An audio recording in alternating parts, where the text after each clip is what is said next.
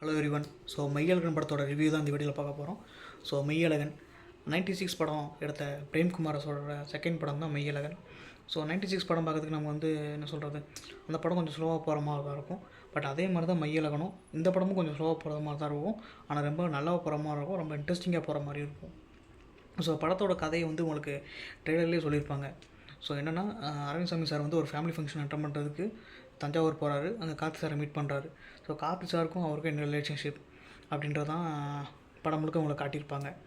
So படத்தில் Karthi sir ரொம்பவும் சூப்பராகவும் நடிச்சிருக்காரு. அந்த என்ன சொல்கிறது, நம்ம ஊர் சைட்லாம் போனால் நமக்குன்னு ஒரு ஃபேவரட்டான ஒரு கசின் ஒருத்தர் இருப்பான். அந்த கசினை பார்க்கும்போது நமக்கு ஒரு வைப் வரும். அந்த வைப் பார்த்திங்கன்னா கார்த்தி சார் சூப்பராகவே கொடுத்துருக்காரு படத்தில். ஸோ அது மட்டும் இல்லாமல் கார்த்தி சாரும் சரி, அரவிந்த் சாமி சாரும் சரி போட்டி நடிச்சிருக்காங்க.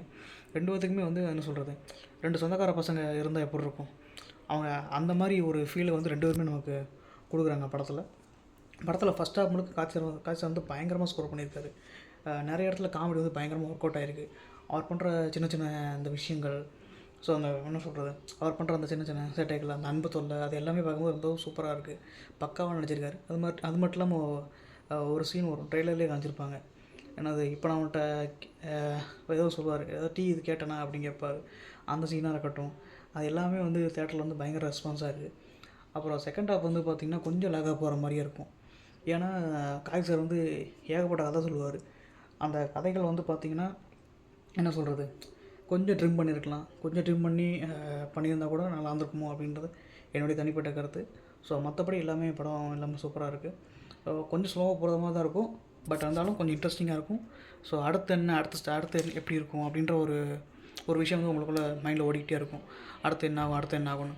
ஸோ ஒரு சில கேரக்டர்லாம் வச்சுருக்காங்க. பட் அந்த கேரக்டர்லாம் எதுக்கு படத்தில் வச்சுருக்காங்க அப்படின்றது நமக்கு டவுட்டாகவும் இருக்குது. உதாரணத்துக்கு சொல்லணுன்னா, கண்டக்டராக பார்த்திங்கன்னா கருணாகரன் அவர் வருவார். அவர் வர்ற சீன் ஆகட்டும். அதுக்கப்புறம் இப்போ இந்த பூக்கடைக்கார அம்மா அவங்க வர்றது.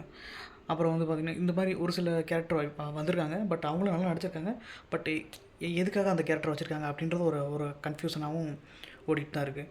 ஸோ முக்கியமாக பார்த்திங்கன்னா கமல் சாரோட வாய்ஸில் அந்த சாங் ஒன்று, யாரோ இவன் யாரோ, அந்த சாங் ஃபஸ்ட்டு கேட்கும்போது அவ்வளோவா என்ன சொல்கிறது நல்லா இருந்துச்சு. பட் படத்தோடு பார்க்கும்போது இன்னும் ரொம்ப நல்லாயிருக்கு.